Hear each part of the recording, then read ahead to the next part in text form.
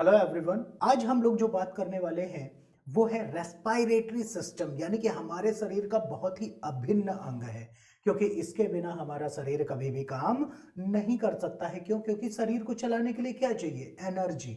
और वो एनर्जी कब आएगी? जब फूड आइटम का हमारा क्या होगा? ऑक्सीडेशन होगा, यानी कि ऑक्सीकरण होगा। और फूड आइटम का जब ऑक्सीडेशन होगा तो उसके लिए जरूरी क्या है? ऑक्सीजन। और ऑक्सीजन कहां से पहुंचेगी? तो पहुंचेगी हमारे रेस्पिरेटरी सिस्टम के द्वारा, यानी कि हमारे श्वसन तंत्र के माध्यम से ही पहुंचेगी। अब जो हमारा श्वसन तंत्र है ये कहां से कहां तक फैला होता है? तो जो हमारा रेस्पिरेटरी सिस्टम होता है बेटा, ये फैला होता है कहां पर? हमारे हेड से लेकर के हमारे चेस्ट तक, यानी कि हमारी खोपड़ी से लेकर के कहां तक? हमारे सीने तक ये उपस्थित होता है। अब देखिए, खोपड़ी में ऐसा नहीं कि हमारी खोपड़ी में एकदम बाल के पास या ब्रेन की जगह पर है, बिल्कुल नहीं।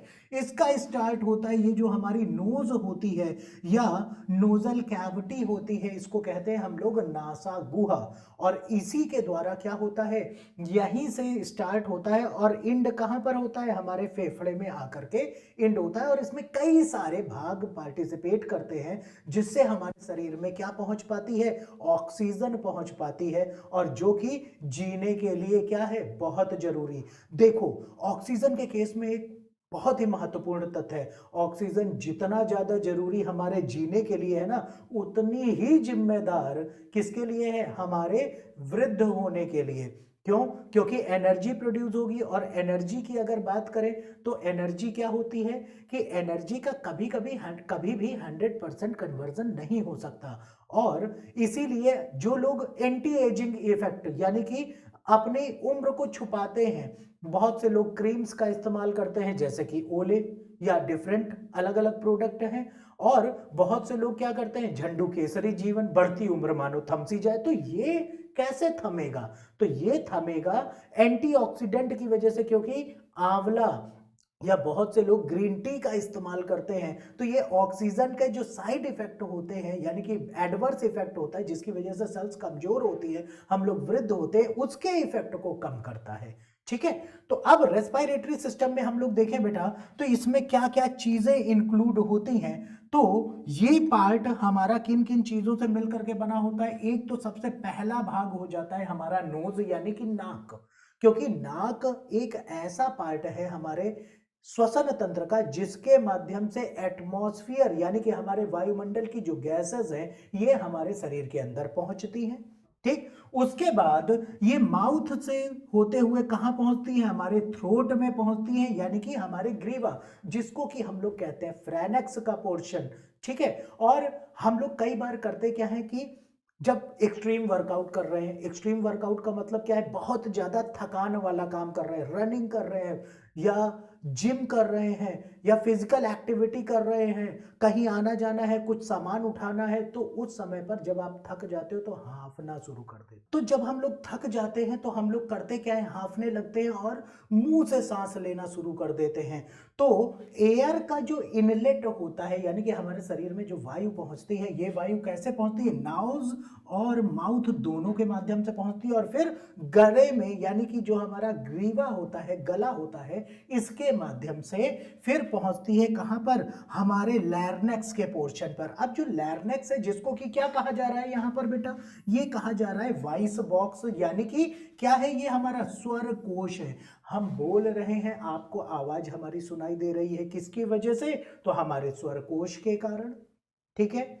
क्लियर? हम लोग एक दूसरे से जो कम्युनिकेशन कर पाते हैं, वार्तालाप कर पाते हैं, अपने मित्रों से अपने विचारों को प्रकट कर पाते हैं, ये सारी चीजें किसके कारण होती हैं? इसी स्वर कोश के माध्यम से ये सारे काम होते हैं। ठीक। इसके बाद फिर एयर पहुंचती है हमारे विंड पाइप में। विंड पाइप जिसको कहते हैं ट्रैकिया, यानी कि हमारा क्या है? ये श्वसन नाल है। तो जो ट्रैकिया, यानी कि जो हमारा श्वसन नाल है, ये सिर्फ और सिर्फ एक पाइप का स्ट्रक्चर है, जो कि हमारी एयर को नोज के बाद लंग्स तक पहुंचाने में मदद करती है। और फिर आती है हमारी ब्रोंकी। ब्रोंकी जो होती है, जिनको कहा जाता है बड़ी वायु नाल, ये भी क्या कर रही हैं, एयर को पहुंचाने में मदद कर रही हैं। और स्मॉल एयरवेज यानी कि ब्रोंकियोल्स भी इसी के सब पार्ट होते हैं। ये कुछ ऐसा है जैसे हम लोगों के घरों में पानी आता है, किसके द्वारा, जो हमारे आसपास ओवरहेड वाटर टैंक्स लगे हैं, पानी की टंकियां लगी हैं, वहां से जब पानी छोड़ा जाता है तो पहले बड़े पाइप में, फिर उससे छोटे पाइप में, और फिर हम अपने घर तक एक अलग और 1.5 इंची या 2 इंच का पाइप लगाते हैं और हमारे घर तक पानी पहुंचता है सप्लाई का। तो वैसे ही एयर जो है सबसे पहले कहां पहुंचेगी, आपके विंड पाइप यानी कि ट्रैकिया, जो कि बड़ा पाइप हो गया, उसके बाद छोटे पाइप में, और फिर ब्रोंकियोल्स में आपका पहुंचती है, और फिर इंटर करती है कहां पर, आपका पहुंचती है कहां पर, एल्वियोली, जिसको कि कहा जाता है आपका वायु कुप्पिका। ठीक है, एल्वियोली। एक पॉइंट यहां पर नोट करने वाला है, क्योंकि यहां से रिलेटेड क्वेश्चन सीधे सीधे पूछा जाता है। The smallest unit of the lung, यानी कि हमारे फेफड़े की जो सबसे सूक्ष्मतम इकाई है, यानी कि सबसे छोटी इकाई है, वो क्या है बेटा, वो है हमारी एल्वियोली, जिसको हम लोग कहते हैं वायु कुप्पिका। ठीक है, ये थैली नुमा संरचना होती है, आगे इसके बारे में हम लोग चर्चा करेंगे। और ये सभी चीजें, यानी कि जो आपका स्मॉल एयरवेज और एल्वियोली है, ये चीजें उपस्थित होती है किसमें, आपके फेफड़े में, यानी कि लंग्स में। और यही भाग हैं सारे हमारे किसके, रेस्पिरेटरी सिस्टम के, यानी कि हमारे श्वसन तंत्र के ये भाग होते हैं। ठीक, अब इसके बाद हम लोग अगर देखें तो यहां पर एक चीज आती है, बहुत ही मोस्ट कॉमन है, कि हम लोग सांस लेते हैं, जिसको कह देते हैं कि हम ब्रीथ कर रहे हैं, और रेस्पिरेट कर रहे हैं। तो इस दोनों में क्या कोई अंतर है, या दोनों एक ही चीजें हैं? तो जो रेस्पिरेशन और ब्रीथिंग जो टर्म है हमारे, इन टर्म्स की बात करें, यानी कि इन शब्दों की अगर हम लोग बात करें, तो ब्रीथिंग को कह देते हैं शुद्ध हिंदी में श्वास, और रेस्पिरेशन को कह देते हैं श्वसन। तो इनमें क्या खाली ना जुड़ने से क्या कुछ परिवर्तन होगा? तो यहां पर देखा जाए, इसको समझना बहुत जरूरी है, क्योंकि ब्रीदिंग क्या है, हम लोग सिंपली कह देते हैं कि हम सांस खींचे और फिर उसके बाद सांस छोड़ें। जैसे बहुत से लोग योग करते हैं और कपालभाति करते हैं। कपालभाति में क्या कर रहे हैं कि वो लोग सांस ले रहे हैं और तुरंत छोड़ रहे हैं अपने पेट को दबा करके। तो ये जो प्रक्रिया है, सिर्फ एयर का अंदर जाना और एयर का बाहर निकलना, इतनी प्रक्रिया कहलाती है आपकी ब्रीथिंग, यानी कि श्वसन। यानी कि जो वायुमंडल में वायु है, यानी कि एयर है, ये एयर हमारे अंदर जा रही है, और सांस जब हम लोग छोड़ रहे हैं तो उसको क्या कहते हैं, हम लोग एक्सेल कहते हैं। ठीक है, तो यहां पर सबसे पहले आया आपका क्या, इनहेल करना। इनहेल, जिसको हम लोग क्या कहते हैं, सांस खींचना, यानी कि इसको कहते हैं निश्वसन। ठीक है, इसको क्या कहा जाता है, निश्वसन कहा जाता है। और फिर हम लोग करते हैं एक्सहेल। ठीक है, एक्सहेल करना यानी कि सांस को छोड़ना, इसको कहा जाता है क्या, इसको कहा जाता है निःश्वसन। ठीक है, तो निःश्वसन और निःश्वसन को मिला करके इतनी प्रक्रिया आपकी आती है किसमें बेटा, ब्रीथिंग में आती है। ठीक है, लेकिन जब हमने एयर को क्या किया, यानी कि हमने निःश्वसन किया, यानी कि हमने सांस खींचा, तो सांस खींचने पे सबसे पहले क्या आई, हमारी नोज आई। नोज से क्या हुआ, एयर इंटर करी हमारे रेस्पिरेटरी ट्रैक में। नोज से फिर ये कहां पहुंची, हमारे ट्रैकिया के थ्रू, यानी कि जो हमारी श्वसन नाल है उसके माध्यम से पहुंची कहां पर, लंग्स में, यानी कि हमारे फेफड़ों में। लंग्स में क्या हुआ कि लंग्स में कई सारी हमारी ब्लड वेसल्स होती हैं, रक्त नलिकाएं होती हैं, और उनमें से भी कौन सी रक्त नलिकाएं, जिनको हम लोग कहते हैं कैपिलरीज, यानी कि शिरिकाएं। और यह प्रश्न पूछा जाता है, the smallest blood vessel of the body, यानी कि हमारे शरीर की सबसे छोटी रक्त नलिका कौन सी होती है, तो उनको कहा जाता है कैपिलरीज, यानी कि शिरकाएं। ठीक है, इसके बारे में हम लोग चर्चा रक्त में करेंगे, यानी कि ब्लड के टॉपिक में करेंगे। तो लंग्स में क्या हुआ, लंग्स में आपका एक मोटर प्रोटीन आता है जो कि ब्लड में प्रेजेंट होता है, रक्त में उपस्थित होता है, जिसको हम लोग कहते हैं हीमोग्लोबिन। ठीक है, जिसका नाम क्या है, हीमोग्लोबिन। अब हीमोग्लोबिन एक कैरियर है, कैरियर यानी कि वाहक होता है। क्यों इसको वाहक कहा जाता है, क्योंकि ये ऑक्सीजन नामक सवारी को लेता है और CO2 नामक सवारी को उतार देता है। ठीक है, तो हीमोग्लोबिन से ऑक्सीजन बाइंड हुई, अब ये हीमोग्लोबिन ट्रांसपोर्ट करता है कहां पर, ऑक्सीजन को सेल्स में, यानी कि हमारे शरीर की जो कोशिकाएं हैं। देखो हम लोग मल्टी सेलुलर ऑर्गेनिज्म है, बहुकोशिकीय जीव की श्रेणी में आते हैं, और मल्टी सेलुलर ऑर्गेनिज्म होने की वजह से हम लोगों में देखा जाए तो एक स्वस्थ वयस्क मनुष्य में 37.2 ट्रिलियन सेल्स यानी कि कोशिकाएं उपस्थित होती हैं। ठीक है, यानी कि 37.2 खरब कोशिकाएं एक स्वस्थ वयस्क मनुष्य के शरीर में उपस्थित हैं। और सेल्स में जब ये ऑक्सीजन इंटर करेगी तो कोशिका के अंदर क्या होता है, जैसे सपोज दैट ये कोशिका है, और कोशिका में ही अंदर अगर हम लोग देखें बेटा तो यहां पर एक द्रव्य उपस्थित होता है जिसको हम लोग कहते हैं सेल्यूलर फ्लूइड। और ये जो फ्लूइड है इसको नाम क्या है बेटा, इसको कहते हैं हम लोग साइटोप्लाज्म। ठीक है, इसको क्या कहा जाता है, साइटोप्लाज्म कहा जाता है, यानी कि कोशिका द्रव्य। और इसी में एक कोशिकांग उपस्थित होता है, यानी कि सेल ऑर्गेनल उपस्थित होता है, जिसको हम लोग कहते हैं क्या, जिसको हम लोग कहते हैं माइटोकॉन्ड्रिया। माइटोकॉन्ड्रिया कहा जाता है। और ये जो माइटोकॉन्ड्रिया है इसी को कहते हैं power house of the cell, यानी कि कोशिका का ऊर्जा ग्रह कहलाता है बेटा। ठीक है, तो माइटोकॉन्ड्रिया में क्या हो रहा है, ये ऑक्सीजन पहुंची और इसी ऑक्सीजन का इस्तेमाल करके ग्लूकोज जो होता है हमारा, ठीक है, हमारा क्या है, ग्लूकोज जो होता है, तो ग्लूकोज का क्या होगा, ग्लूकोज का ऑक्सीकरण होगा, जिससे एटीपी के फॉर्म में, यानी कि एडिनोसिन ट्राइफॉस्फेट के रूप में हमें क्या मिलती है, ऊर्जा मिलती है। और इसी एटीपी को कहते हैं ऊर्जा का सिक्का, यानी कि कॉइन ऑफ एनर्जी। और यही जिम्मेदार होता है किसके लिए, हमारे शरीर को चलाने के लिए। तो अब जो रेस्पिरेशन का प्रोसेस है, एक तो हो गया जब नोज से लंग्स तक आपका, यानी कि एटमॉस्फेयर से नोज तक पहुंच रही है एयर, ये कहलाता है आपका एक्सटर्नल रेस्पिरेशन, यानी कि इसको कहा जाता है बाह्य श्वसन।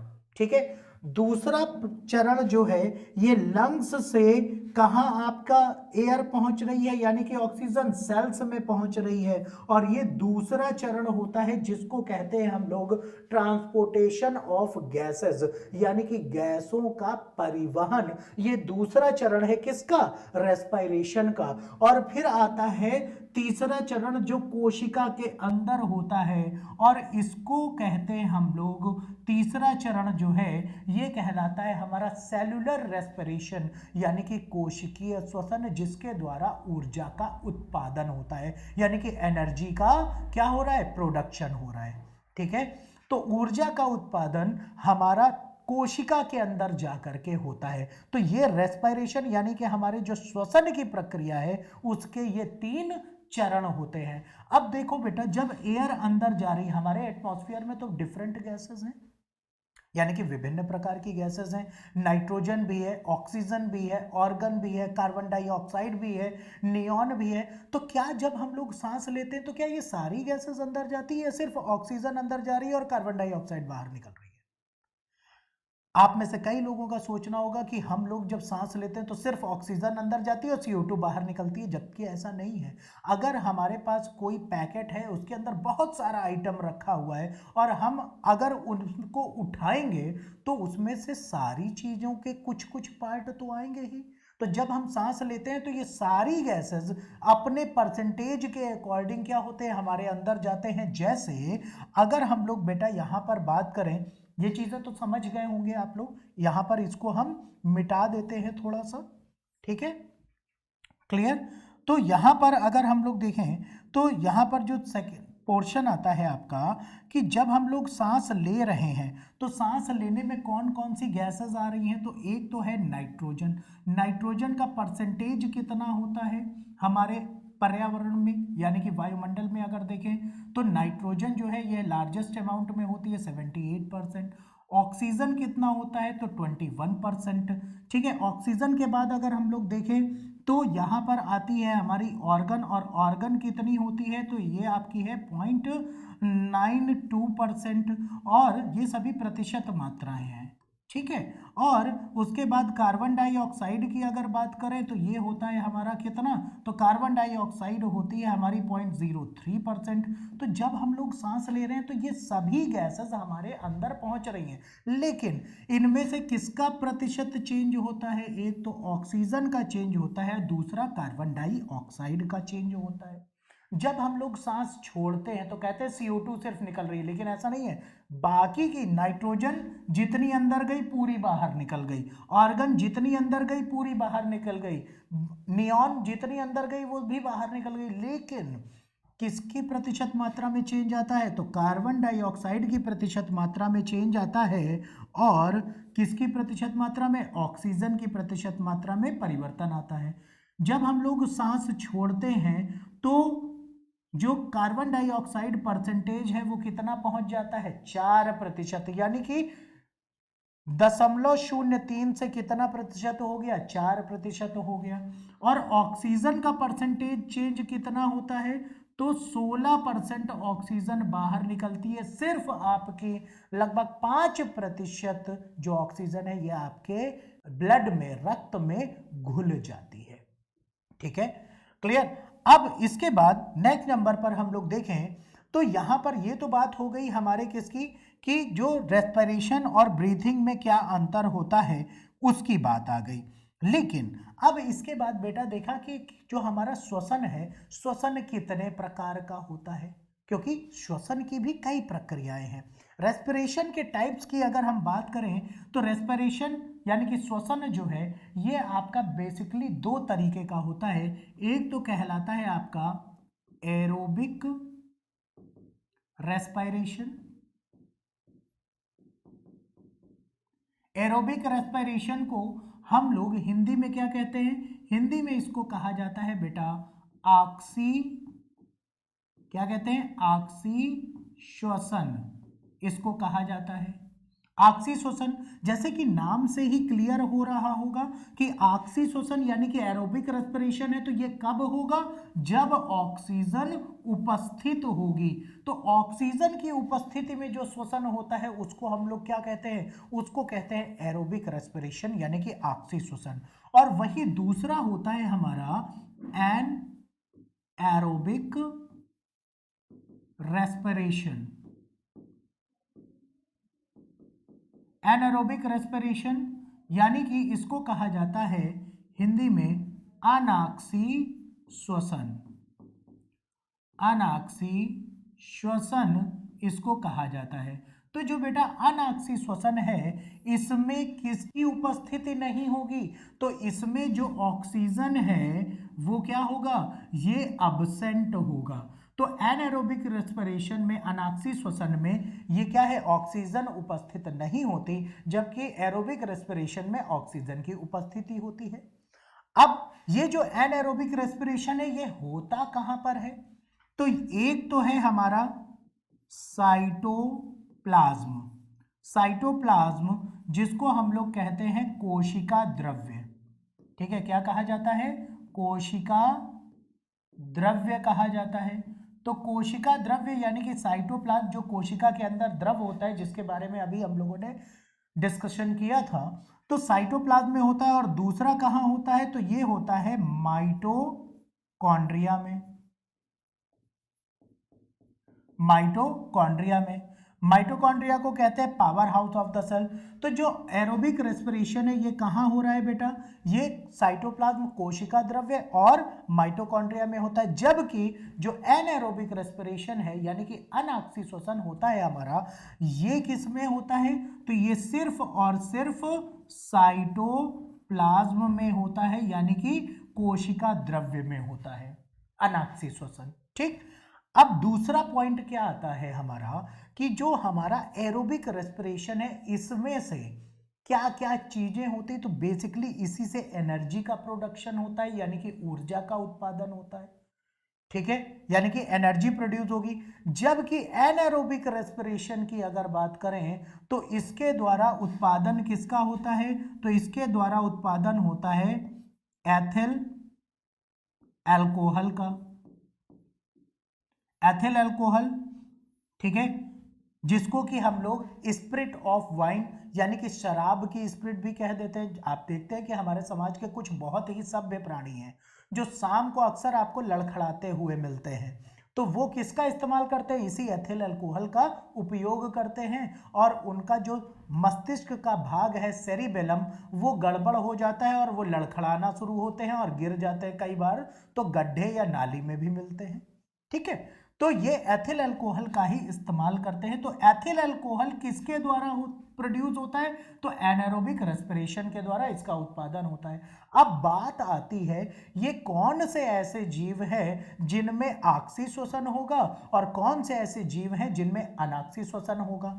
तो एनारोबिक रेस्पिरेशन और एरोबिक रेस्पिरेशन में देखें तो ये किन में होगा, तो ऑल टेरेस्ट्रियल एनिमल यानी कि सभी स्थलीय जीवों में, ठीक है, ऑल एनिमल्स, ऑल एनिमल्स यानी कि जो सभी जीव हैं, ठीक है, सभी क्या हैं, सभी जीव होते हैं उनमें ये होगा। तो ऑल एनिमल्स यानी कि सभी जीवों में, सभी जंतुओं में क्या होगा, आपके जितने भी स्थलीय जीव हैं, चाहे वो हम लोग हों, चाहे वो गाय भैंस कुत्ते बिल्ली, चाहे मछलियां हों, मेढक हों, इन सभी में क्या होगा, आपका एरोबिक रेस्पिरेशन होगा जिससे एनर्जी का प्रोडक्शन होगा। लेकिन एनारोबिक रेस्पिरेशन किस में होता है, तो अनाक्सी श्वसन आपका खास तौर पर होता है ईस्ट, जिसको हम लोग कहते हैं खमीर।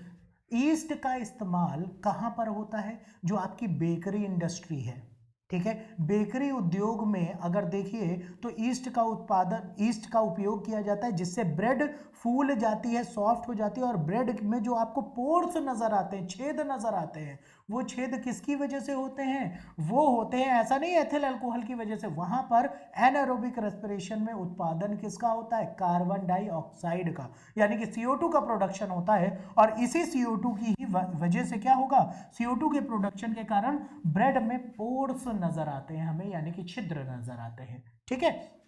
अब एक प्रश्न है, क्या मनुष्यों में यानी कि हम लोगों में अनाक्सी श्वसन होता है, क्या मनुष्यों में अनाक्सी श्वसन होता है, तो बिल्कुल होता है। जब हम लोग एक्सट्रीम वर्कआउट करते हैं, जैसे हमने सोचा कि आज हमें अपना वजन 4 किलो घटाना है, हम गए जोश जोश में पहले दिन गए और दौड़ आए, 1 किलोमीटर दौड़ना था लेकिन दौड़ आए 5 किलोमीटर, अब वापस आ गए, उसके बाद हम चलने के लिए मोहताज हैं अगले दिन, ठीक है। आप में से कई लोग हैं जो कि बॉडी बिल्डिंग के शौकीन होते हैं, पैसा देते हैं लोहा भी उठाते हैं, तो फायदा क्या, लोहा उठाने का पैसा मिला तब तो ठीक भी है, ठीक है।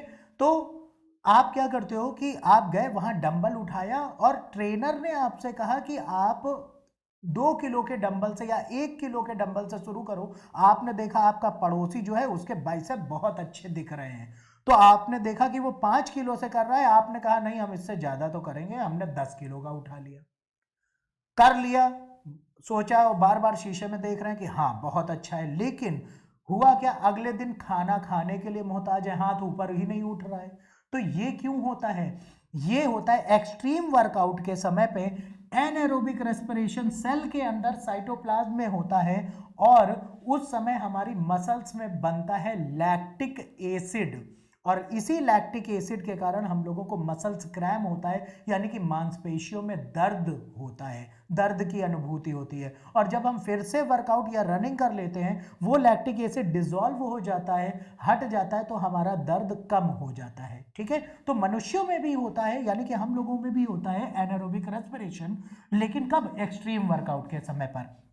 अब देखिए एरोबिक रेस्पिरेशन में देखा जाए, ऑक्सी श्वसन में देखें तो इसका उत्पाद हमें क्या मिलेगा, तो एनर्जी मिलती है ग्लूकोज से, और ग्लूकोज का फॉर्मूला क्या होता है बेटा, C6H12O6, ये होता है हमारा ग्लूकोज। और ऑक्सी श्वसन है तो किसकी उपस्थिति हो गई, ऑक्सीजन की, तो 6 ऑक्सीजन के अणु मिल गए। अब जब ये ऑक्सीशोषण होगा हमारा, तो हमें उत्पाद के रूप में क्या मिलेगा? एक तो मिलेगा हमें 6H2O, यानी कि हमें इसमें से क्या मिल रहा है? वाटर मिल रहा है, ठीक है, जल मिल रहा है बाई प्रोडक्ट के रूप में।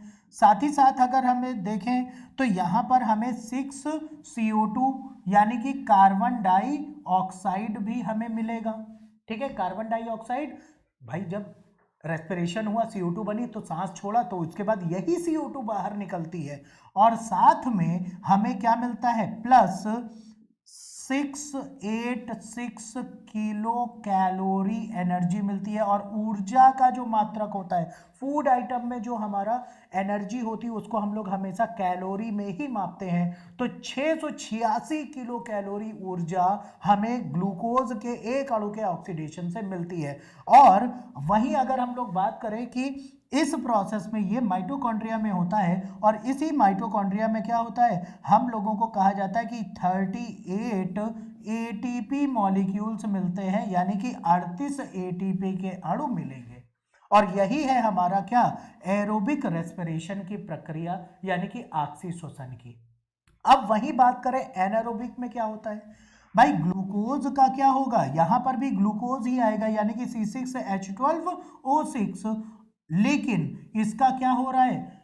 रिडक्शन हो रहा है, क्योंकि एनारोबिक रेस्पिरेशन है। तो क्या बनेगा? इसमें हमारा बनेगा एथिल अल्कोहल, यानी कि आपका क्या बनेगा? एथिल अल्कोहल का उत्पादन होगा। साथ ही साथ क्या बनेगा? यहां पर CO2 का प्रोडक्शन होगा, यानी कि कार्बन डाइऑक्साइड का। और इस चरण में भी ऊर्जा बनती है, लेकिन ऊर्जा की मात्रा क्या होगी? वो कम होगी। और कितना? लगभग 50 किलो कैलोरी ऊर्जा हमारी बनती है एनारोबिक रेस्पिरेशन से। अब देखो यहां पर जो हमें शरीर को चलाने के लिए क्या चाहिए? ऊर्जा चाहिए। अब ये ऊर्जा कहां से मिल रही? एरोबिक रेस्पिरेशन से ज्यादा मिल रही या एनारोबिक से ज्यादा मिल रही है? तो हम लोगों को मिल रही है एरोबिक से ज्यादा। और यही हमारा कहलाता है ऑक्सीशोषण, और यही श्वसन के प्रकार है, एरोबिक और एनारोबिक। क्लियर? इतनी बात समझ में आई? ठीक। अब इसके बाद हम लोग नेक्स्ट स्टेप में देखें, यानी कि जो हमारा रेस्पिरेशन है, देखो अलग अलग जीवों में अलग अलग प्रकार से ऑक्सीजन पहुंचती है।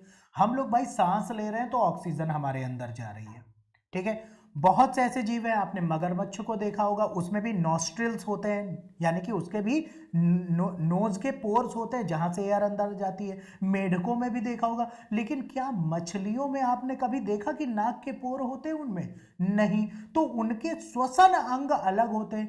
आपने मोस्ट कॉमन एक कीड़ा मारा होगा जिसको कहते हैं कॉकरोच। आप में से कई लोगों को बहुत डर भी लगता है। तो क्या कभी कॉकरोच को पकड़ करके देखा कि उसकी नाक है कि नहीं? लेकिन उनमें अगर देखें तो एयर का पैसेज अलग तरीके से होता है, और जो रेस्पिरेशन होता है ये अलग अलग प्रकार से होता है। और इसमें अगर देखा जाए तो जो आपका रेस्पिरेशन प्रोसेस है, गैसीय विनिमय यानी कि गैस एक्सचेंज का प्रोसेस है, ये अलग अलग जीवों में अलग अलग प्रकार से होता है। और इसमें अगर देखें तो एक तो प्रक्रिया आती है आपकी क्यूटेनिशियस रेस्पिरेशन, जिसको हम लोग कहते हैं त्वचीय श्वसन। ऐसे बहुत से जीव हैं जिनमें क्यूटेनियस रेस्पिरेशन होता है, यानी कि त्वचीय श्वसन होता है, यानी कि त्वचा के द्वारा। मतलब उनके शरीर में ऑक्सीजन कैसे पहुंचेगी? वाया स्किन पहुंचेगी, यानी कि त्वचा के माध्यम से पहुंचेगी और ब्लड में पहुंच जाएगी। और ऐसा अगर देखिए तो मोस्ट कॉमन आप देखते हैं हमारे जो अर्थवॉर्म होते हैं, यानी कि केचुए। प्रश्न पूछा जाता है आपका CGL, CHSL, even RRB, NTPC में भी ये क्वेश्चन पूछा गया है। यूपी PCS में भी ये क्वेश्चन पूछा गया है कि कौन सा ऐसा जीव है जिसमें त्वचा के माध्यम से ऑक्सीजन अंदर जाती है? तो आंसर आपका क्या होगा? अर्थवॉर्म, जो ऑप्शन में दिया हो, या जो आपके मेढक होते हैं, ठीक है। मेढकों में भी त्वचा के द्वारा श्वसन होता है, ठीक है। क्लियर? तो सेलुलर इनमें जो है स्किन के थ्रू क्या होता है कि रेस्पिरेट करते हैं, यानी कि ऑक्सीजन त्वचा से अंदर जाती है। और आप देखते हैं कि जब भी बारिश होगी तभी केचुए आपको देखने को बाहर मिलते हैं। क्यों? क्योंकि उनके जो पोर्स होते हैं, छिद्र होते हैं, छिद्र, क्योंकि अर्थवॉर्म को क्या कहते हैं हम लोग? अर्थवॉर्म को कहते हैं हम लोग फार्मर्स फ्रेंड, किसान मित्र। क्यों कहा जाता है किसान मित्र? क्योंकि जो अर्थवॉर्म है बेटा, ये मिट्टी को खा करके उसको उपजाऊ बनाता है और साथ ही साथ मिट्टी में छिद्र का निर्माण करता है, जिसकी वजह से सॉइल में एरिएशन हो सके, यानी कि वायु का प्रवाह हो सके और उसकी फर्टिलिटी यानी कि उत्पादकता क्या हो सके, बढ़ सके। ठीक है, तो यहां पर देखा जाए तो केचुए में जब उसके बिलों में पानी भर गया, अब पानी है तो क्या आपको पानी में डुबा दिया जाए तो क्या सांस ले पाते हो?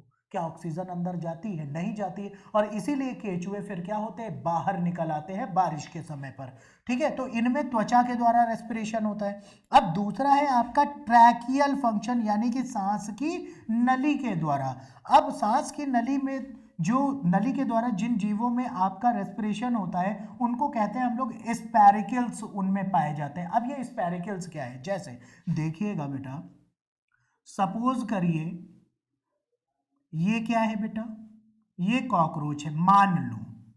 ठीक है, मान लीजिए कि ये क्या है आपका, ये है आपका कॉकरोच। ठीक है, क्लियर।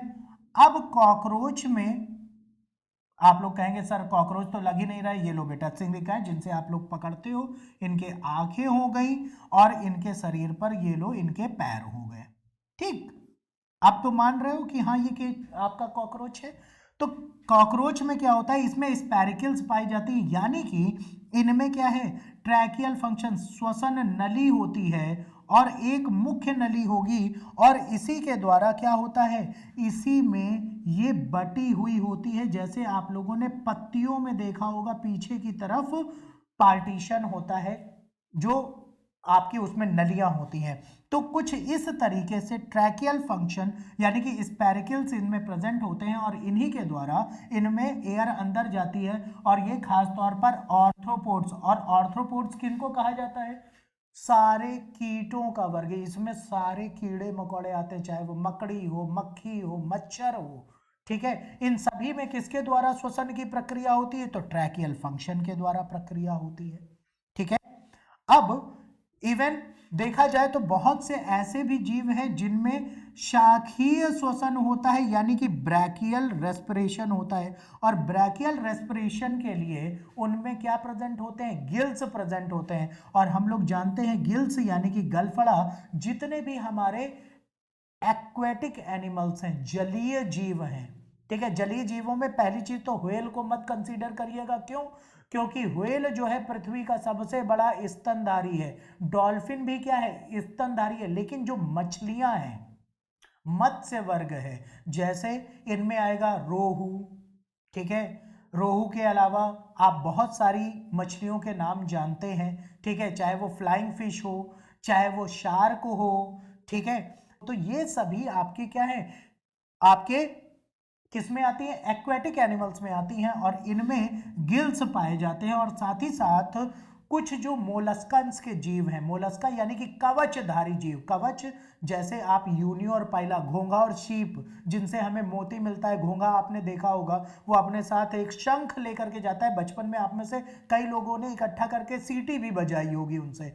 और जो लोग सजावट के शौकीन हैं वो सीपियों को बटोर करके उनसे झालर भी बनाया होगा। तो ये जो है, ये सभी आपके मोलस्कन्स जीव जो होते हैं उनमें भी गिल्स पाए जाते हैं, मछलियों में भी गिल्स पाए जाते हैं, गलफड़े पाए जाते हैं। और कुछ आर्थ्रोपोड जो पानी में रहते हैं उनमें भी गलफड़े पाए जाते हैं। ठीक है, और फिर है पल्मोनरी रेस्पिरेशन, जिसको फुफ्फुसीय श्वसन कहा जाता है। और जिन जीवों में फुफ्फुसीय श्वसन होता है उनके जो श्वसन अंग होते हैं वो उनमें उपस्थित होते हैं बेटा, क्या, फेफड़े उपस्थित होते हैं। ठीक है, और फेफड़े की अगर हम लोग बात करें तो जितने भी हमारे टेरेस्ट्रियल एनिमल्स हैं, टेरेस्ट्रियल एनिमल्स का मतलब क्या है, जो हमारे स्थलीय जीव हैं, जमीन पर जो विचरण करते हैं, उन सभी जीवों में बेटा क्या प्रेजेंट होता है, उन सभी जीवों में आपका लंग्स प्रेजेंट होते हैं, यानी कि फेफड़े। चाहे हम अपनी बात करें, चाहे कुत्ते की बात करें, बिल्ली की बात करें, गाय भैंस इनकी बात करें, भेड़ बकरी इनकी बात करें, या चिड़ियों की बात करें, तो इन सभी में क्या होते हैं, लंग्स होते हैं एज अ रेस्पिरेटरी ऑर्गन, यानी कि श्वसन अंग के रूप में। और इन्हीं के द्वारा इनके शरीर में क्या होता है, आपका क्या पहुंचता है, ऑक्सीजन पहुंचता है। तो यहां पर देखा जाए तो जो गैसियस एक्सचेंज है डिफरेंट एनिमल्स में वो विभिन्न प्रकार से है।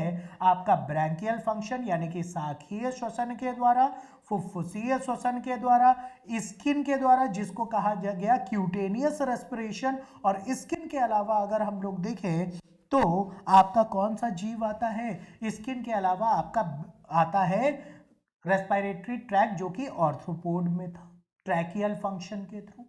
ठीक है, तो इतने आपके 4 विभिन्न प्रकार के तरीके से श्वसन की प्रक्रिया जीवों में होती है। ठीक, अब हम लोग बात करते हैं हमारे रेस्पिरेटरी ऑर्गन का जो पहला पार्ट है जो कि है हमारा क्या, नोज, जिसको हम लोग नासा गुहा या नाक कह देते हैं या नासिका भी कह देते हैं। नोज की अगर हम लोग बात करें तो नोज जो है ये हमारा एक्सटर्नल एयर यानी कि एटमॉस्फेयर में जो एयर है उसको लेकर के कहां जाती है बेटा, अंदर जाती है।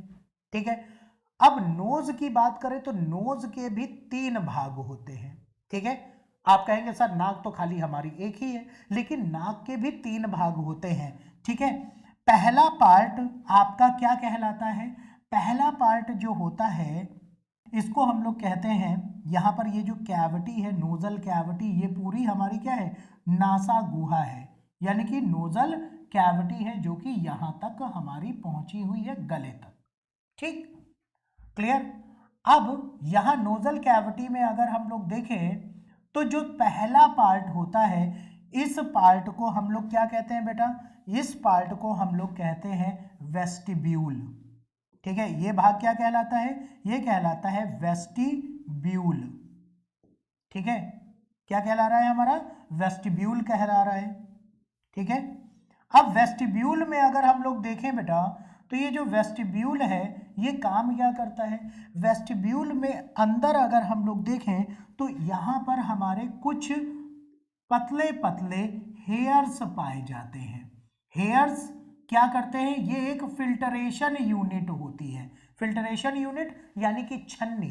ठीक है, अब यहां पर ये जो वेस्टिब्यूल का पोर्शन है ये काम क्या कर रहा है, ये एक फिल्टरेशन का काम कर रहा है। जब भी कभी हम लोग कहीं आते जाते हैं धूल भरी आंधियां हमारी चलती हैं और इन धूल भरी आंधियों में डस्ट पार्टिकल्स जब अंदर जाते हैं तो हमारी नाक चोक हो जाती है, हमें सांस लेने में दिक्कत होती है, हम इसको साफ करते हैं और वहां पर कुछ ब्लैक पार्टिकल्स निकलते हैं। तो ये आपके क्या है, वेस्टिब्यूल के पोर्शन में ही एयर को फिल्टर करने का काम करते हैं। ठीक है, और इसी एयर फिल्टर से आपकी एयर फिल्टर होती है तब अंदर जाती है। ठीक है, साथ ही साथ यहां पर वेस्टिब्यूल के पोर्शन में क्या होता है बेटा, कभी भी आप लोगों ने देखा हो तो आपके नाक के अंदर भी बाल मौजूद हैं, वही ये नोजल हेयर्स वेस्टिब्यूल में होते हैं। ठीक, अब एक चीज और यहां पर आती है, आप कहेंगे कि सर यहां पर वेस्टिब्यूल है, हेयर्स हैं, ये फिल्टर कर रहे हैं, तो फिर हम मास्क क्यों लगा रहे हैं, क्या जरूरत है मास्क की, क्या हमारा कोरोना वायरस ये या जो डेल्टा वेरिएंट है या ओमिक्रॉन है ये इसको नहीं फिल्टर कर पाएंगे। देखो बेटा ये जो वेस्टिब्यूल होता है आप लोगों ने पढ़ा होगा थोड़ा इन्वायरमेंट में कि हम लोगों की एयर में कुछ पार्टिकुलेट मैटर होते हैं यानी कि कण पदार्थ, जो पार्टिकुलेट मैटर, इनको शॉर्ट में क्या कहा जाता है, पीएम, पार्टिकुलेट मैटर 10 माइक्रोन की साइज के जो पार्टिकल्स हैं या इनसे बड़े साइज के हैं इनको हमारे ये नोजल हेयर्स रोक लेते हैं, लेकिन वायरस इनसे छोटा होता है और वो क्या करता है, वो अंदर पहुंच जाता है, इसलिए हमें मास्क की जरूरत होती है जो कि हमारा क्या काम करता है, मास्क भी वेस्टिब्यूल का ही काम करता है, एक एक्स्ट्रा वेस्टिब्यूल यानी कि एक अलग से फिल्टर का काम करता है ताकि एयर फिल्टर होकर के ही अंदर पहुंचे। ठीक है, इसीलिए मास्क लगाना जरूरी है। ठीक है, तो वेस्टिब्यूल में हेयर्स हैं, ये पार्टिकुलेट मैटर 10 माइक्रोन के साइज से या इससे बड़े पार्टिकल्स को रोक लेते हैं, लेकिन जो पार्टिकुलेट मैटर यानी कि कण पदार्थ 2.5 माइक्रोन के साइज के जो पार्टिकल्स हैं ये अंदर पहुंच जाते हैं। और इससे रिलेटेड एक क्वेश्चन पूछा गया है, दिल्ली में जो सबसे ज्यादा प्रदूषण है वो किन कण पदार्थ का है? तो उसका राइट आंसर आपका क्या आएगा? पॉइंट आपका क्या 2.5 माइक्रोन के साइज का जो पार्टिकल है, और ये पहुंच जाते हैं लंग्स में, फेफड़े में, और हम लोगों को श्वसन संबंधी बीमारियां होती है, जैसे अस्थमा हो जाएगा। ठीक है, अस्थमा के अलावा बहुत सारी प्रॉब्लम्स होती हैं, हमें लार्ज ब्रोंकाइटिस हो जाता है, स्मॉल ब्रोंकाइटिस हो जाता है, यानी कि हमारे फेफड़ों से संबंधित व्याधियां हो जाती हैं। ठीक है, तो ये जो वेस्टिब्यूल हैं ये आपके क्या करते हैं? ये फिल्ट्रेशन का काम करते हैं। अब जो दूसरा आपका पार्ट होता है इसको हम लोग क्या कहते हैं? इसको हम लोग कहते हैं ऑल्फैक्टरी रीजन। ये पहला पार्ट जो है यहां, ये आपका क्या हो गया? वेस्टिब्यूल हो गया। सेकेंड पार्ट आपका ये जो यहां पर है ये आपका क्या कहलाता है बेटा? ये सेकेंड पार्ट है, और इस सेकेंड पार्ट की बात करें तो ये जो दूसरा भाग है ये कहलाता है हमारा ऑल्फैक्टरी रीजन। ठीक है, क्या कहलाता है? Olfactory region. अब ऑल्फैक्टरी रीजन से क्या होता है? ऑल्फैक्शन होता है, यानी कि हमें गंध का पता चलता है। जैसे आप लोग कहीं आते जाते हो, आप लोग डिओड्रेंट का इस्तेमाल करते हो, लेकिन जब उसको खरीदने जाते हो तो देखते हो कि किसकी स्मेल अच्छी है, किसकी स्मेल खराब है। तो ये जो स्मेल का पता है, महक का, सुगंध का जो पता चलता है, ये कहां से पता चलता है? तो इसी ऑल्फैक्टरी रीजन से पता चलता है। ठीक है, ऑल्फैक्टरी रीजन में अगर देखा जाए तो यहां पर हमारा क्या होता है? ऑल्फैक्टरी बल्ब्स और ऑल्फैक्टरी नर्व्स होती हैं। ऑल्फैक्टरी नर्व्स यानी कि हमारी श्वसन की तंत्रिकाएं उपस्थित होती हैं, जो कि मैसेज को रिसीव करके कहां पहुंचाती हैं? हमारे ब्रेन में पहुंचाती हैं, और हमें पता चलता है कि कहीं सीवर का ढक्कन खुला है, या गटर होल खुला हुआ है, या कहीं किसी ने गुलाब रखा हुआ है, या इत्र रखा हुआ है। ठीक है, आप लोग ये जानते, जैसे हल्की सी बारिश हो, हल्की सी बारिश होती है तो आपको एक मिट्टी की भीनी भीनी सी खुशबू महसूस होती है। ठीक है, और इसके के लिए ऊपर गाना भी बन गया है, काफी पहले बन गया था। ठीक है, क्लियर कि ये जो सौंधी सौंधी हवा है, ठीक है, तो ये किसकी वजह से? बारिश के समय पर। ठीक है, तो यहां पर देखा जाए तो ये महक आपका इसी ऑल्फैक्टरी रीजन से पता चलता है, और ये क्या करती हैं? ये स्मेल के सेंस को ब्रेन तक पहुंचाती हैं। अब इसके बाद जो तीसरा भाग होता है बेटा, जो थर्ड पार्ट होता है, जिसको हम लोग कहते हैं रेस्पायरेटरी रीजन, यानी कि श्वसन भाग। अब ये जो रेस्पायरेटरी रीजन है बेटा, ये काम क्या करता है? हम लोग कहीं आते जाते हैं, एयर में जो मॉइस्चर होता है, यानी कि वायु में थोड़ा बहुत क्या होता है? नमी होती है, उस मॉइस्चर को खत्म करने का काम क्या है? रेस्पायरेटरी रीजन का है। ठीक है, ये किस तरीके से कम करती है? ये एयर के टेम्परेचर को, तापमान को बढ़ा देती है। अगर आप लोग कहेंगे कि सर तापमान बढ़ गया तो फिर हम जल क्यों जाते हैं, या कभी हमारे गले में जो जलन की दिक्कत होती है वो इसी वजह से होती है? बिल्कुल नहीं। ये टेम्परेचर ऐसा नहीं है कि 100 डिग्री पहुंचा देगा, 150 डिग्री पहुंचा देगा। ये उसके टेम्परेचर को थोड़ा बढ़ाता है ताकि एयर से मॉइस्चर खत्म हो जाए। अदरवाइज एयर में मॉइस्चर रहेगा तो ये हमारे फेफड़े में पहुंचेगा और दिक्कत कॉज करेगा। ठीक है, क्लियर? तो यहां पर अगर हम लोग देखें तो ये आपका एयर को क्या कर रहा है? एयर के टेम्परेचर को इंक्रीज कर रहा है, और इसके बाद एयर इंटर करती है अंदर, और ये जब सांस लेने की प्रक्रिया हो रही है तब ये पूरा चलता रहता है हमारा। ठीक है, इसके बाद जो एयर है हमारा क्या होता है? यानी कि यहां नोजल कैविटी के 3 पार्ट थे, कौन कौन सा? ऑल्फैक्टरी रीजन, रेस्पायरेटरी रीजन और वेस्टिब्यूल, ये 3 भाग होते हैं। ठीक है, क्लियर? अब इसके बाद जो एयर है वो आती है हमारी थ्रोट में। अब इसी के कारण से बेटा आपको क्या कहा जाता है कि आप लोग नाक से सांस लो, मुंह से मत लो। क्यों? क्योंकि अगर मुंह से लोगे तो ना तो यहां पर आपके हेयर्स प्रेजेंट है, फिल्टर, दूसरा ना ही यहां से आपको महक का पता चलेगा, क्योंकि यहाँ पर ऑल्फैक्टरी नर्व्स हैं ही नहीं और ना ही उसका मॉइस्चर खत्म होगा, तो प्रॉब्लम कॉज होगी। इसीलिए मना किया जाता है आप लोगों को कि आप लोग कभी भी मुंह से सांस मत लीजिए। कैसे लीजिए? आप लोग सांस लीजिए नाक के ही द्वारा, ठीक है। तो यहां पर आपका ये क्लियर हो गया कि मुंह से सांस क्यों नहीं लेनी चाहिए और नाक से ही लेनी चाहिए, ठीक। अब इसके बाद क्या होता है कि जो हमारा फ्रैनेक्स का पोर्शन है यानी कि ग्रीवा का, अब बेटा यहां पर गौर करिएगा, ठीक है। क्या गौर करना है आप लोगों को? यहां पर गौर ये करना है कि जब देखो यहां से माउथ की कैविटी ये भी गले में आ रही है और ऊपर से आपकी जो नोजल कैविटी है ये भी आपका कहां पर, थ्रोट यानी कि गले में आ रहा है। अब इसके बाद यहां पर क्या होता है कि यहां पर जो पोर्शन होता है हमारा किसका, जो फ्रैनेक्स का लास्ट पोर्शन है, ठीक है। ये फ्रैनेक्स का लास्ट पोर्शन करता क्या है, ये आपका फूड को या पानी को कहां पर जाना है, आपके जो आपका यहां पर अगला आपका फूड पाइप होता है जिसको कहीं कहते हैं ईसोफेगस, ठीक है। कि कौन सा भाग आपका ईसोफेगस में क्या चीज आ रही है, जो ईसोफेगस में जाएगी और एयर आ रही है तो वो कहां पहुंचेगा, आपके ट्रैकिया में पहुंचेगा।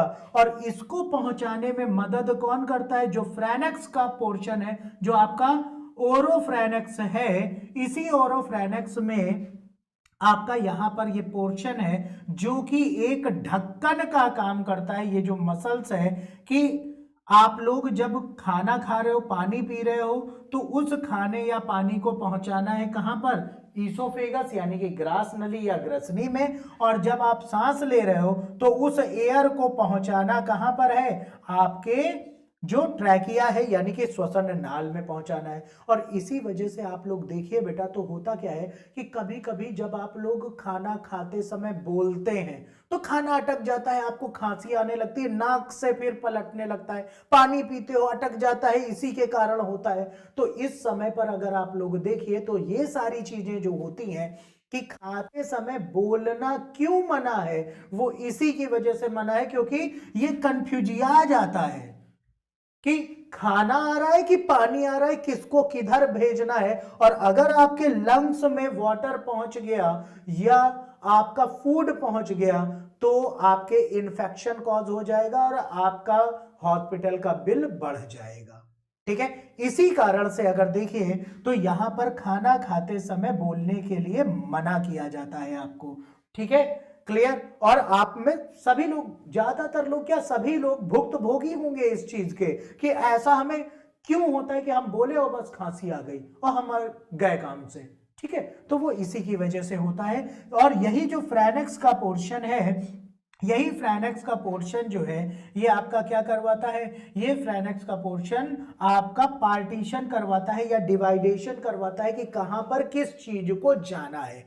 ये खास तौर पर एयर के लिए बना होता है आपका फ्रैनेक्स का पोर्शन। और जो ओरोफ्रैनेक्स है ये आपका पोर्शन मसल्स को क्या करवाता है कि कब किसको हमको बंद करना है, किस नली को खोलना है और किस नली को बंद करना है, ये काम करवाता है।